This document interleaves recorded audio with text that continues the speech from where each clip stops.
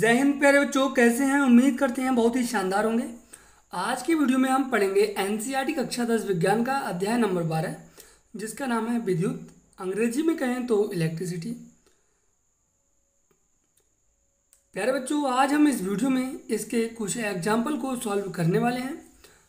प्यारे बच्चों, एक बात और बता दें, ये आपका पार्ट नंबर 9 है। इससे पहले हम 8 वीडियो अपलोड कर चुके हैं। अगर आपने नहीं देखा है तो देख लीजिए, या फिर आप आई बटन पर क्लिक करके देख सकते हैं। तो प्यारे बच्चों, बिना देर करते हुए अब हम वीडियो को स्टार्ट करते हैं। प्यारे बच्चों, हमारा उदाहरण नंबर 10 है, यानी 11.10। तो उदाहरण नंबर 10 है कि किसी विद्युत इस्त्री में अधिकतम तापन दर के लिए 840 वाट की दर से ऊर्जा उपभुक्त होती है तथा 360 वाट की दर से उस समय उपभुक्त होती है जब तापन की दर निम्नतम होती है। यदि विद्युत स्रोत की वोल्टता 220 वोल्ट है तो दोनों प्रकरणों में विद्युत धारा तथा प्रतिरोध के मान परिकलित कीजिए। बहुत ही शानदार क्वेश्चन है प्यारे बच्चों, चलिए सॉल्व कर लेते हैं। देखिए, जैसा कि हम लोग जानते हैं क्वेश्चन में हमें क्या क्या दिया हुआ है, तो लिख सकते हो गिवन दैट। ठीक है, हमें क्या क्या दिया हुआ है, 840 वाट की दर से, पहले 840 वाट की दर से विद्युत ऊर्जा उपभुक्त होती है, उसके बाद में 360 वाट की दर से। ठीक है, तो इसके लिए बाद में करेंगे, पहले इसे कर लेते हैं। तो P बराबर कितना दे दिया है आपका, P बराबर यहाँ पर दे दिया है 840 वाट। ठीक है बच्चों, और कहा गया है कि इसकी जो वोल्टता है वो B बराबर है 220 वोल्ट। ठीक है, तो हम यहाँ पर लिख सकते हैं जब तापन की दर अधिकतम होती है, जब तापन की दर अधिकतम होती है,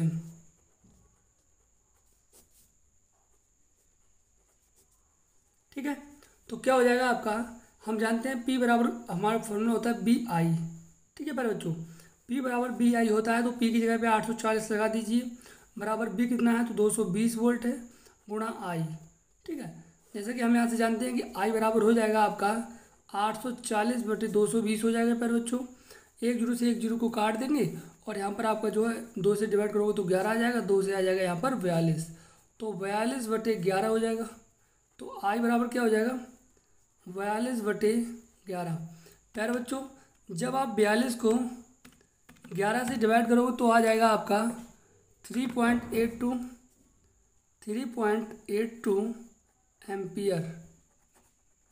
ठीक है प्यारे बच्चों, हमसे क्या कहता है क्वेश्चन, प्रकरणों में, दोनों प्रकरणों में विद्युत धारा तथा प्रतिरोध ज्ञात कीजिए। चलिए, हमने एक प्रकरण में जो है विद्युत धारा को ज्ञात कर लिया है। अब हम इसमें जो है 3.82 एम्पियर आ गया है, तो अब हमें क्या करना है, इसमें जो हमारा प्रतिरोध है उसे भी ज्ञात कर लेते हैं। तो ओम के नियम से, तो प्यारे बच्चों ओम का नियम हमारा होता है B बराबर IR। तो यहाँ पर लगा दीजिए मान, तो B का मान जो है 220 वोल्ट है, और यहाँ पर अगर हम I का मान लगाना चाहें तो I का मान ये वाला लगा दो। ठीक है, या फिर इसे लगा दो। इसे लगाओगे थोड़ा कैलकुलेशन ज़्यादा करना पड़ेगा, इसे लगाओगे थोड़ा कम करना पड़ेगा। तो 42 बटे 11 लगा दो गुणा R। बच्चों, जब हम यहाँ से R बराबर लिखेंगे तो R बराबर क्या हो जाएगा, जो 11 है वो 220 के गुणा में पहुँच जाएगा, 220 गुणा ये 11 जो इधर पहुँच जाएगा तो ऊपर हो जाएगा। बात की जाए 42 की, तो 42 जो है इसके नीचे आ जाएगा, तो 42 यहाँ पर आ जाएगा। अब अगर हम 220 और 11 की गुणा कर लेते हैं तो बच्चों क्या आ जाएगा, चलिए कर लीजिए फटाफट। 220 गुणा 11, तो ये आपका हो जाएगा 2420 बटे आपका है 42। मेरे बच्चों 42 से इसमें भाग दे दीजिए। तो चलिए फटाफट से 42 से इसमें भाग दे देते हैं। तो जब हम इसमें 42 से भाग देते हैं तो 57 R बराबर आ जाता है 57.62 ओम। ठीक है मेरे बच्चों, तो जैसा कि हमें जो है प्रतिरोध पूछा गया था, प्रतिरोध भी हमने यहाँ पर निकाल दिया है और विद्युत धारा भी हमने यहाँ पर निकाल दी है। चलिए अब दूसरी कंडीशन देख लेते हैं इसकी। दूसरी है, जब तापन दर न्यूनतम होती है, जब तापन की दर न्यूनतम होती है, जब तापन की दर न्यूनतम होती है तो बच्चों हमें यहाँ पर P का मान दे दिया है 360 वाट और B का मान तो वही रहेगा 220 वोल्ट। ठीक है, तो P बराबर हो जाएगा BI। P का मान कितना है 360 बराबर B का मान है 220 गुणा I। अगर हम I बराबर निकालेंगे तो 360 बटे 220 हो जाएगा। एक जीरो से एक जीरो कट जाएगा, ऊपर आ जाएगा 18, नीचे आ जाएगा 11, तो 18 बटे 11 हो जाएगा। अगर हम 18 को 11 से भाग देंगे तो प्यारे बच्चों हमारा आ जाएगा 1.64 एम्पियर। ठीक है, अब हम ओम का नियम लगा लेते हैं,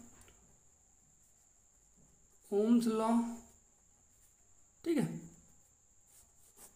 तो ओम का नियम में B बराबर IR। तो प्यारे बच्चों B बराबर कितना आ गया हमारा 220 है ही। I का मान लगा दो 18 बटे 11 गुणा R। पॉइंट वाला हो तो थोड़ा कठिन पड़ जाएगा, यहाँ पर थोड़ा कैलकुलेशन जो है ज़्यादा पड़ जाएगी। तो प्यारे बच्चों यहाँ पर 11 जो है 220 की गुणा में पहुँचा दो और 18 जो है नीचे पहुँचा दो, तो R बराबर हो जाएगा आपका। अगर यहाँ से देखा जाए तो R बराबर आपका हो जाएगा 220 की गुणा 11 से करने के बाद 18 से भाग दे देना है। तो चलिए 220 की गुणा पहले 11 से कर लेते हैं। तो 220 की गुणा 11 से करने के बाद क्या करना है, हमें सिंपली 18 से भाग दे देना है बच्चों। तो जब 18 से भाग देंगे तो 134.44 आ जाएगा। तो 134.44 ओम हो जाएगा। ठीक है, तो एक आपका आंसर ये हो जाएगा, दूसरा वाला ये हो जाएगा। ठीक है, तो प्यारे बच्चों उम्मीद करते हैं कि क्वेश्चन आपको बहुत ही शानदार तरीके से समझ में आ गया होगा। अगर इसमें आपको कोई भी डाउट है तो कमेंट करके हमें ज़रूर बताएं। प्यारे बच्चों हमारा अगला एग्जाम्पल है कि किसी 4 ओम प्रतिरोधक से प्रति सेकंड 100 जूल ऊष्मा उत्पन्न हो रही है। प्रतिरोधक के सिरों पर विभवांतर ज्ञात कीजिए। हमसे B का मान पूछा है बच्चों। और एक बात आपको हो सकता है कन्फ्यूजन बन रही हो कि इसमें जो ऊष्मा है ऊष्मा जूल में क्यों लिखी हुई है। तो प्यारे बच्चों इसमें जो ऊष्मा है वो जूल में लिखी हुई है। वैसे हम ऊष्मा को किस में नापते हैं, कैलोरी में मापते हैं बच्चों। ठीक है, कोई दिक्कत वाली बात नहीं है। ऊष्मा का जो फार्मूला होता है उसके नीचे 4.2 होता है, उसके लिए नहीं लगाएंगे। तो ऊष्मा का फार्मूला होता है H बराबर I²RT। बच्चों वैसे तो ऊष्मा का फार्मूला होता है कैलोरी में I²RT अपॉन 4.2, मगर यहाँ पर हम 4.2 नहीं लगाएंगे क्योंकि हम जानते हैं कि ऊष्मा जो है जूल में दी हुई है। तो बच्चों चलिए अब हम कर लेते हैं। हमें जो है 4 एम्पियर का प्रतिरोधक दे दिया है, तो R बराबर है आपका 4 ओम। बात की जाए ऊष्मा की तो ऊष्मा H बराबर दे दिया है 100 जूल। ठीक है, तो चलिए और देख लेते हैं इसमें हमें और क्या क्या दिया हुआ है। T की बात की जाए तो T हमें जो है 1 सेकंड दे दिया गया है। अच्छा 1 सेकंड हमें कैसे पता चला, तो यहाँ से देख सकते हो बच्चों कि प्रति सेकंड कहा गया है। ठीक है, यहाँ से क्या कहा गया है, प्रति सेकंड, तो यानी कि 1 सेकंड। तो H बराबर कितना है, H बराबर है 100 जूल बराबर I का मान कितना है, तो I का मान यहाँ से निकाल लीजिए। R का मान है आपका 4 और T का मान है 1। ठीक है, 4 और 1 की गुणा 4 ही हो जाएगी। 4 एकम 4 होता है, यहाँ पर हो जाएगा 25। तो जैसे कि हम जानते हैं 25 बराबर हो गया I²। तो हम I बराबर लिखना चाहें तो क्या हो जाएगा √25। √25 का मान होता है 5। तो कह सकते हो कि I बराबर हो गया आपका 5 एम्पियर। लेकिन बच्चों हमसे सवाल में कुछ और पूछ रहा है। हमसे सवाल में पूछ रहा है कि सिरों पर विभवांतर ज्ञात कीजिए। तो यहाँ पर फटाफट से ओम का नियम लगा डालो। ठीक है, फ्रॉम ओम्स लॉ या फिर ओम के नियम से लिख लो हिंदी में। ठीक है, तो B बराबर क्या हो जाएगा IR। तो B का मान यहाँ पर कितना है निकालना है। I का मान है 5 और R का मान कितना है 4 है। फिर बच्चों 5 चौक 20 होता है, तो 20 वोल्ट हो जाएगा। ठीक है, तो प्यारे बच्चों हमारा अगला क्वेश्चन है कि कोई विद्युत बल्ब 220 वोल्ट के जनरेटर से संयोजित है। यदि बल्ब से 0.5 एम्पियर विद्युत धारा प्रवाहित होती है तो बल्ब की शक्ति क्या है। प्यारे बच्चों बड़ा सिंपल क्वेश्चन है। हमें दे दिया है विद्युत धारा 0.5 एम्पियर है और 220 वोल्ट है। ठीक है, बल्ब का विभवांतर पूछा गया है कि इसकी शक्ति क्या होगी, यानी कि P का मान हमसे पूछ लिया गया है बच्चों। तो हम जानते हैं हमारा फार्मूला होता है P बराबर BI। ठीक है, बड़ा सिंपल क्वेश्चन है। तो P का मान तो पूछा ही है। अगर B का मान देखा जाए तो कितना है 220 और आई का मान बच्चों कितना है 0.5। ठीक है, इन दोनों की मल्टीप्लाई कर दो, पॉइंट हटाएंगे, एक जीरो बढ़ा लेंगे, 5 एकम 5, 5 दूनी 10 होता है, 2 से डिवाइड करोगे 1 1 0, यानी कि 110 पी बराबर हो जाएगा। ठीक है, तो यहाँ पर क्या हो जाएगा प्यारे बच्चों 110 वाट हो जाएगा, तो पी बराबर 110 वाट। ठीक है ना, बड़ा सिंपल क्वेश्चन है, आप कर दोगे। ठीक है, तो 110 वाट हो जाएगा इसका आंसर। चलिए प्यारे बच्चों, अब हम इसका आखिरी एग्जांपल देख लेते हैं।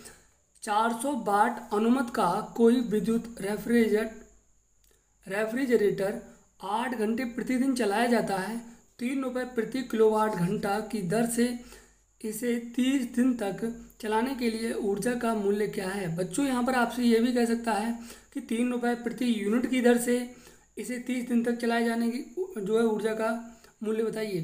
तो यानी कि किलोवाट घंटा जो है इसे ही हम यूनिट कहते हैं। ठीक है, अब चलिए क्वेश्चन पर ध्यान देते हैं।